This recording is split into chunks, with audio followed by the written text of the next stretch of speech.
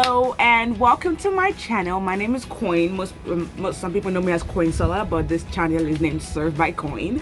I'm going to be serving different looks. This is my very first makeup video that I have filmed and will post. Today we are going to be serving the look purple, so I'm very excited to see how it turns out. I am going to go ahead and do my brows off camera, and then I'll be right back to just show you and then start on the eye look. Okay. So my brows have been done off camera, and I have primed my eyelids using the Morphe Eyelid Primer plus the Too Faced Born This Way Sculpting Concealer in the shade Butterscotch. Okay, so at this point, I just decided to go ahead and use a voiceover because of all the noise and construction going on. The city of Edmonton is really trying to sabotage me. They're trying me. But we move regardless. I am using the Warrior 1 palette by JUVIA'S Place in the shade Cano as a base shade, and just using that to provide a matte, even base for the rest of my look.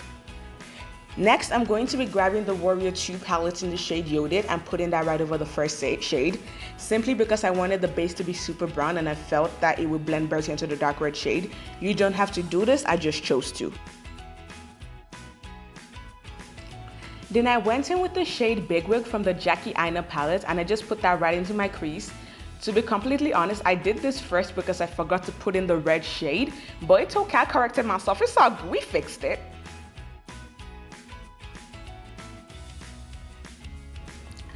Okay, so now I do correct my dumbassery and then go in with the correct shade. This is the shade Zora from the Saharan palette, and I'm blending that out right above my crease to create a very beautiful transition into the purple. I go back in with my Bigwig shade from the Aina palette and just put that right in the same spot in my crease. And as you can see, it's already creating a good blended transition, and I'm already starting to love this look.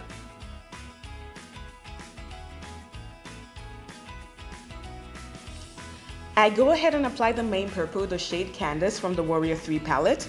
This is honestly such a cute palette. I'm so obsessed with it. It's so pigmented. Like, look at how cute it is. Look at that pigment. So at this point, I'm just kind of blending it out, just making sure that it's like super, super blended. We want it to come out peng, okay? Peng.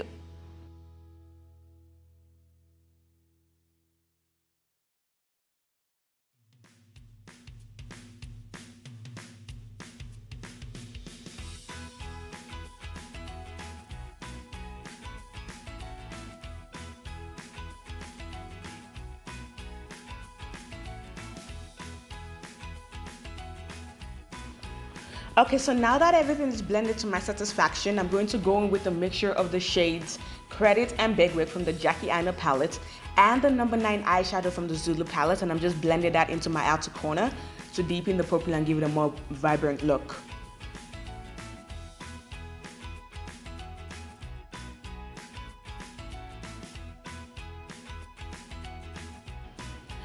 I am going to be cutting my crease using the Too Faced Born This Way Sculpting Concealer in the shade Butterscotch. I just keep concealing until I'm satisfied with the size and the shape. Guys, I would like to take this opportunity to apologize for the sheer amount of palettes used in creating this look. I didn't really have a specific idea in mind when I sat down, I just knew I wanted to make it purple. So I pulled out every palette I had that had a purple shade in it, and I did end up using quite a good chunk of it. So I am so sorry. This was not my plan, but you know, the end look is going to be worth it, I promise you that.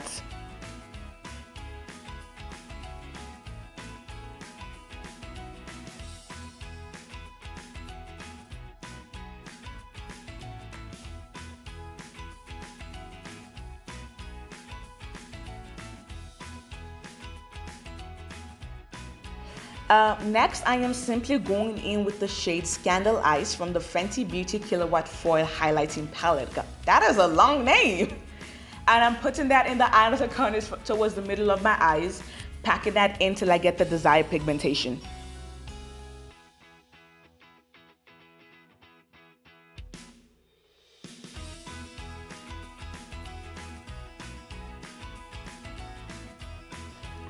Then I packed the shade Shookington from the Aina palette and put that right in the middle of my eyelids, just because it's a darker shimmery purple and it creates a very nice transition from like light purple to dark purple.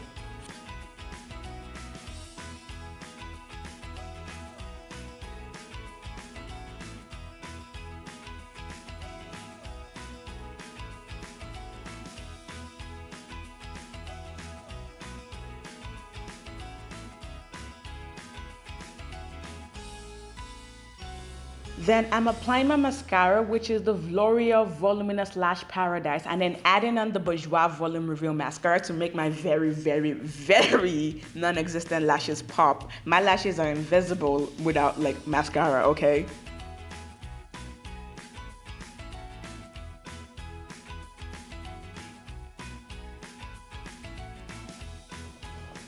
Okay, so I've applied my lashes off of camera, and for my foundation, I am using the JUVIA'S Place I Am Magic Foundation in 340 Kampala. Now I see it, I seen it. I know that the shade match is a little different from my actual skin tone, but I promise you that when I bought it a month ago, it was my exact match, and then like a week later, it wasn't. And I'm not gonna bother myself for returning it because I'm in Canada and the company's in the US. Plus, it's still an exact match for some parts of my face because my skin is on crack and not all parts of my face are the same shades. So I'm just not going to stress myself.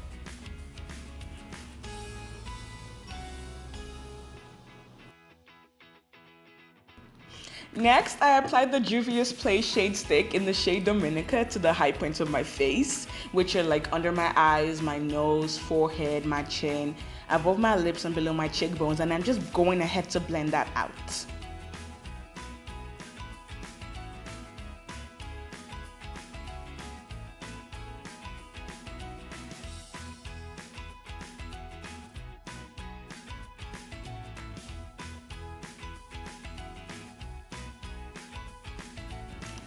Then I take my Fenty Beauty Matchstix Matte Skin Stick in the shade Espresso, and I just use that for contour, which is like for my nose, my forehead, my cheekbones, my jawline, until my face has some like snatchability, so it's not just like a round like hole. So I just want to give myself a little bit of an illusion of a cheekbone. That's all I want.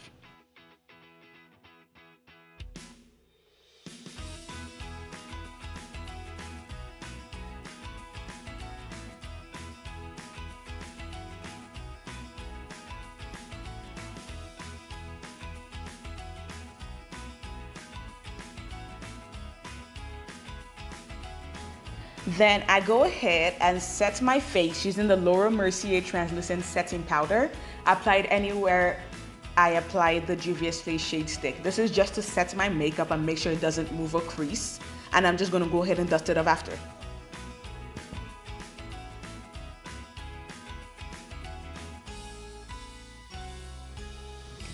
I always start dusting off like right above my jawline because for some reason you can't leave powder on there too long or it creates a white line, and we definitely do not want that because that just ruins the entire look. We don't want that at all.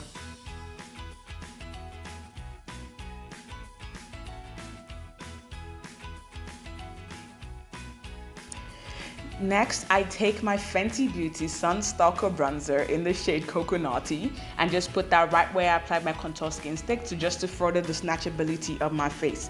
Like I said, I do not have cheekbones or a jawline, but I will create it, okay? I love how you can just like slowly see a nose appear from the amount of like contouring I'm doing on it.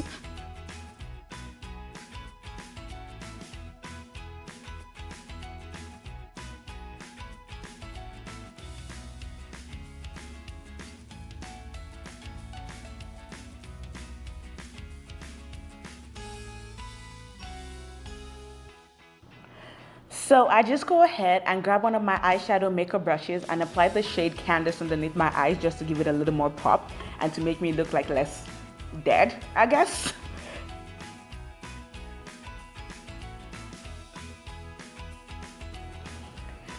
I go ahead and grab my MAC Cosmetics Powder Foundation in the shade NC50, and I just dust that all over my face to give my high points a bit more color. I tend to look very, very pale after I bake my face, and this powder foundation fixes that. Now it is time for my second favorite part of my routine, which is the blush, which I am going to be using the Saharan Blush Volume 1 in the shades Neo and Toby, and just applying that right on the apples of my cheeks to make me look less dead outside. As for the inside, I can't help it. I'm already dead inside. I am applying lip gloss, which is the Fenty Beauty Gloss Bomb in Confetti, plus the Wet n Wild Star Sign Gloss in Sagittarius. I literally cannot remember where I got the lip liner from, probably from like a hair beauty supply store or something, but I deadass don't remember. So I am just going back in and touching up my brows, then redefining the notch in my brows with my Born This Way concealer. I did apply some highlighter from the Fenty palette in the shade Scandal Ice, but I forgot to put that in there, so my bad.